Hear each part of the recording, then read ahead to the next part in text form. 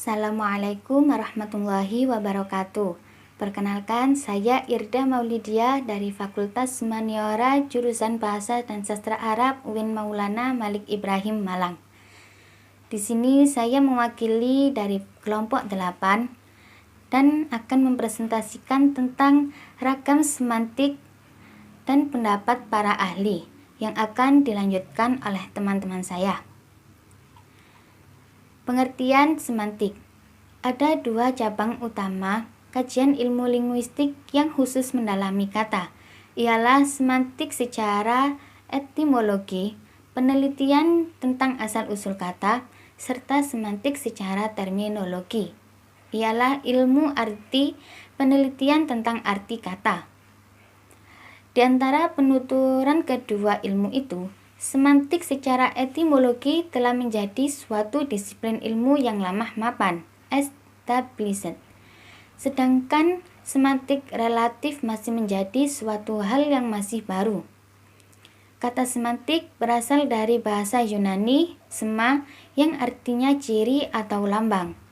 Semantik pertama kali digunakan oleh seorang filolog Prancis yang bernama Michael Brill pada tahun 1883. Semantik dari bahasa Yunani, semantikos, memberikan ciri, berarti dari kata sema, ciri, ialah cabang linguistik yang mempelajari makna atau arti yang tercantum pada suatu bahasa, kode, atau tipe representasi lain.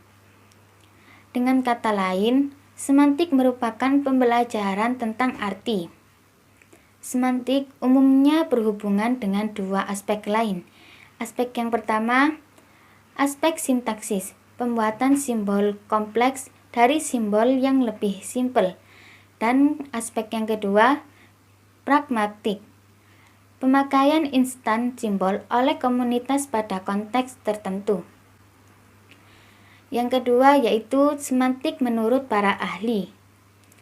Yang pertama, menurut pendapat Ferdinand de Saussure tahun 1996, mengemukakan semantik ialah terdiri dari 1.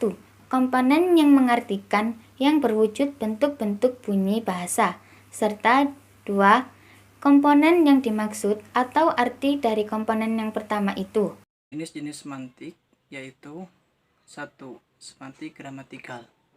Semantik gramatikal merupakan riset semantik yang khususnya mengkaji arti yang ada dalam satuan kalimat. Perhar berkata, semantik gramatikal jauh lebih susah dianalisis. 2. Semantik deskriptif. Semantik deskriptif ialah kajian semantik yang khusus memperlihatkan arti yang saat ini berlaku. Arti kata-kata itu untuk pertama kali muncul tidak dicermati. 3. Semantik leksikal. Semantik leksikal merupakan kajian semantik yang lebih memuaskan pada ulasan sistem arti dalam kata.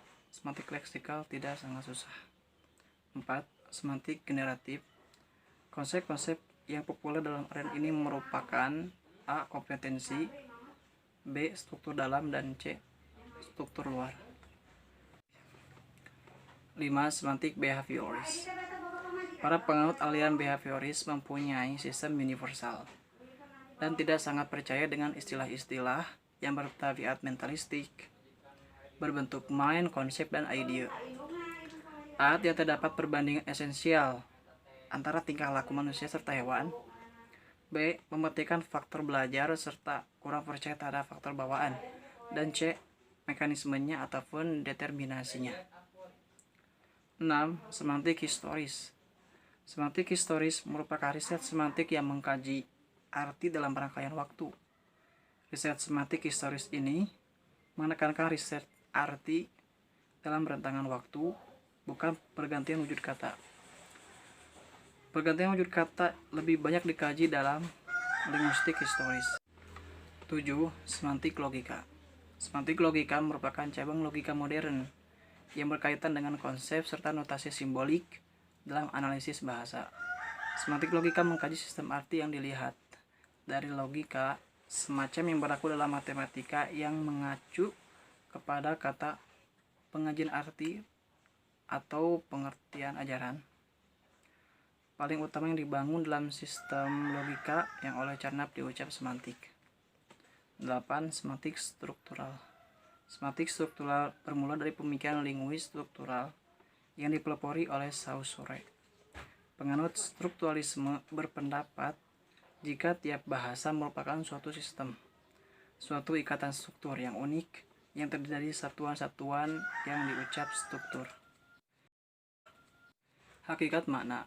Menurut teori yang dikembangkan dari pemikiran Ferdinand de Saussure, arti merupakan pengertian ataupun konsep yang dimiliki atau ada pada suatu ciri linguistik. Bagi de Saussure, tiap ciri linguistik terdiri dari dua faktor. Satu yang dimaksud, Prancis, Saint-Pai, Inggris Saint-Ville. Dua, yang mengartikan, Prancis, Saint-Pai, Inggris Saint-Pai. Dalam bidang semantik, istilah yang biasa digunakan untuk terang linguistik itu merupakan leksen, yang mendefinisikan sebagai kata ataupun frase yang ialah satuan bermakna. Harimurti 1982-98. Sedangkan istilah kata yang umum didefinisikan sebagai satuan bahasa yang bisa terdiri sendiri, yang bisa terjalin dari morfem tunggal ataupun gabungan morfem. Harimurti 1982-76 merupakan sebutan dalam bidang semantik. Ini adalah semantik memperbaiki dan memperjelas tatanan bahasa untuk mempermudah seseorang dalam berkomunikasi dan mempermudah objek untuk menyerap informasi yang disampaikan. Hal ini ditujukan agar tidak terjadi kesalahpahaman dalam menyampaikan sebuah kata. Maka dari itu, penting bagi setiap orang mempelajari semantik untuk menghindari kesalahan-kesalahan dalam berkomunikasi. Sekian dari saya.